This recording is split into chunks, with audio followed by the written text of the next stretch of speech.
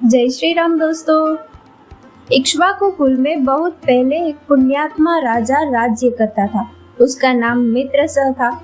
वह बहुत धीरवीर और श्रेष्ठ धनुर्धारी था। उसकी पत्नी का नाम था दमयंती। एक बार जब राजा अपनी सेना के साथ एक जगह से गुजर रहा था तो उसने एक दुखद दृश्य देखा। उसने सारथी से कहा, देखो वह कमट नाम का दानव महात्मा मंडप को कैसा आतंकित कर रहा है। मेरा रथ उसी ओर ले चलो। आज मैं इस दुष्ट को दंड दिए बिना नहीं छोड़ूंगा, ताकि भविष्य में यह किसी महात्मा को दुख न पहुंचा सके। आदेश अनुसार सारथी रथ को आगे बढ़ा ले गया। राजा ने धनुष पर तीर चढ़ाया और कमट दानव को निशाना बनाकर तीर छोड़ दिया। तीर लगते ही दानव ने वहीं दम तोड़ दिया। महात्मा मंडप ने राजा को ढेरों आशीर्वाद दिए। फिर राजा वापस अपनी राजधानी लौट आया और कुछ दिन बाद इस घटना को लगभग भूल ही गया। वह नियम अनुसार राजकाज चलाने लगा। इधर कमट दानव के छोटे भाई ने राजा मित्रसह द्वारा अपने बड़े भाई के वध की बात सुनी तो वह बहुत क्रोधित हुआ और फिर योजना बनाकर एक दिन वह रसोइये का वेश बनाकर राजा के दरबार में उपस्थित हुआ और बोला, महाराज मैं कुशल रसोइये हूँ। एक बार आपने मुझे मौका दिया तो ऐसे स्वादिष्ट भोजन बनाकर खिलाऊंगा कि आप वर्षों तक याद रखेंगे। फिर परीक्षण के तौर पर राजा ने उसे अपना रसोइया बना लिया। कुछ ही दिनों में कपटी दानव ने राजा का विश्वास जीत लिया। कुछ दिनों बाद गुरु जयंती के दिन राजा ने बड़े आदर पूर्वक महर्षि वशिष्ठ को आमंत्रण भेजा। निश्चित समय पर गुरु वशिष्ठ भोजन के लिए पधारे। कपटी दानव ने बड़ी चतुराई से उनके भोजन में नरमांस परोसकर रख दिया। वे क्रोधित स्वर में राजा से बोले, पापी राजा, क्या यही तेरा सत्कार है? भोजन में नरमांस खिलाकर मुझे भी अधर्मी बनाना चाहता है। महर्षि की बात सुनकर राजा को जैसे सांप सूंघ गया। उससे बोलते न बना। फिर बड़ी हिम्मत जुटाते हुए वह बोला, क्षमा गुरुदेव, इसमें मेरा कोई दोष नहीं है। यह सब इस रसोइये की करतूत है। महर्षि वशिष्ठ क्रोधित होकर बोले, पापी, एक तो अपराध करता है, दूसरे किसी अन्य पर उसका दोष मढ़ता है।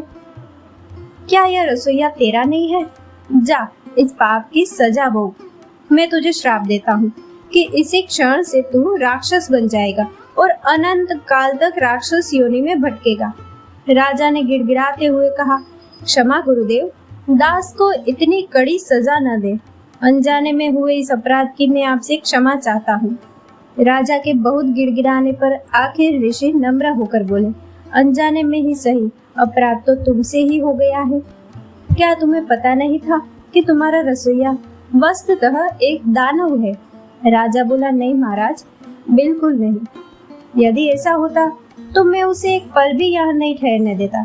महर्षि बोले, राजन, तुम्हारे साथ साथ मुझे भी धोखा हुआ है। खैर, अब श्राप तो वापस नहीं लिया जा सकता, लेकिन अब तुम्हारे श्राप का काल सिर्फ 12 वर्ष तक रहेगा। मैं तुम्हें इतनी ही छूट दे सकता हूँ। उचित अवसर जान कपटी दानव वहां से चलता बना। श्राप के कारण राजा उसी क्षण से राक्षस हो गया। राक्षस बन जाने से राजा की बुद्धि भ्रष्ट हो गई। वह वन में पहुंचा और जीवों को मार मार कर खाने लगा। एक दिन वन में उसने तरुण ऋषि की पत्नी भयभीत होकर चीखी, नहीं, ऐसा मत करो राक्षस राज, मेरे पति को छोड़ दो। मुनि पत्नी रोई, गिड़गिड़ाई, किंतु राक्षस पर कोई असर न हुआ। कुछ ही देर में राक्षस ने ऋषि का सारा मांस नोच नोच कर खा डाला और हड्डियां वहीं फेंक दी। मुनि पत्नी ने रोते रोते अपने पति की हड्डियां चुनी। फिर एकाएक उसकी आंखें बदले की आग में जलने लगी।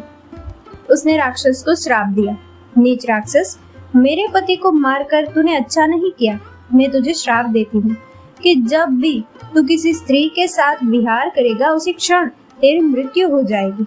श्राप देकर मुनि पत्नी ने अपने पति की हड्डियों के लिए चिता बनाई और वह उसी में सती हो गई। उधर 12 वर्ष बीते। श्राप का समय समाप्त हुआ तो राजा पुनः अपने पुराने रूप में आ गया। जब वह राजमहल में पहुंचा तो रानियों सहित मंत्री आदि ने उसका भरपूर स्वागत किया। राजा राजकार्य चलाने लगा, लेकिन मुनि पत्नी के श्राप का उसे स्मरण था, अतः वह बहुत उदास रहने लगा। रानी ने कारण पूछा तो उसने बताया, राक्षस योनि में रहते मुझसे बहुत से ऐसे अपराध हो गए हैं महारानी की, उनका प्रायश्चित करना भी मेरे लिए मुश्किल हो गया है, समझ में नहीं आता क्या करूं। रानी बोली, मुझे बताइए स्वामी, शायद मैं उसका कुछ हल निकाल सकूं। तब राजा ने मुनि पत्नी के श्राप की बात उसे बता दी। सुनकर रानी गंभीर सोच में पड़ गई।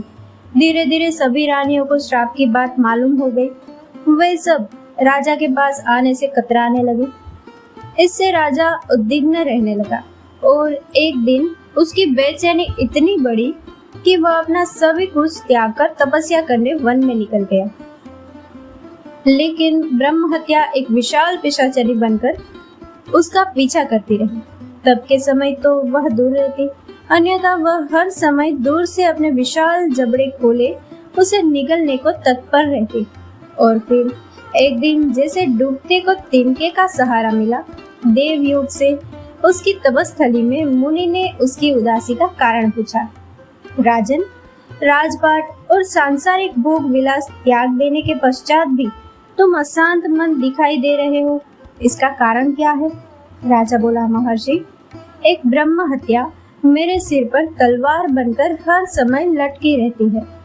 पता नहीं कब वह अपना वार कर जाए, इसी कारण मन बहुत उद्विग्न रहता है।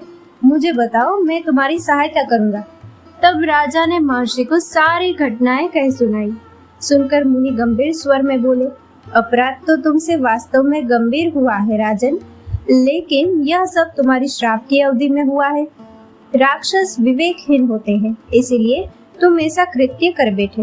राजा बोला, ऋषिवर, कोई उपाय बताइए ताकि मैं इस ब्रह्म हत्या के श्राप से मुक्त हो सकूं। महर्षि बोले, राजन, यहाँ से पश्चिमी समुद्र के मध्य गोकर्ण नामक एक उत्तम तीर्थ है। वहाँ सब प्रकार के पापों के नाशक महाबल नामक सदाशिव का ज्योतिर्लिंग विद्यमान है। वहाँ पहुंचकर तीर्थ स्नान कर भगवान शंकर की पूजा अर्चना करोगे तो इस ब्रह्म हत्या के श्राप से मुक्त हो जाओगे। राजा ने मुनि को शीश नवाकर कहा, मैं ऐसा ही करूंगा मुनिराज। कल प्रातः ही मैं उस पावन तीर्थ के लिए रवाना हो जाऊंगा। आशीर्वाद देकर मुनि तो चले गए। दूसरे दिन प्रातः ही राजा मुदित मन से गोकर्ण के लिए पैदल चल दिया। गोकर्ण पहुंचकर उसने तीर्थ स्नान किया और कई दिनों तक नियम से भगवान शंकर की पूजा आराधना करता रहा। उसकी पूजा आराधना से भगवान शंकर प्रसन्न हुए और एक दिन राजा को आशीर्वाद देकर उसे श्राप मुक्त कर दिया। दोस्तों, इस कथा को लाइक, शेयर और हमारे चैनल को सब्सक्राइब करना ना भूले। जय श्री राम।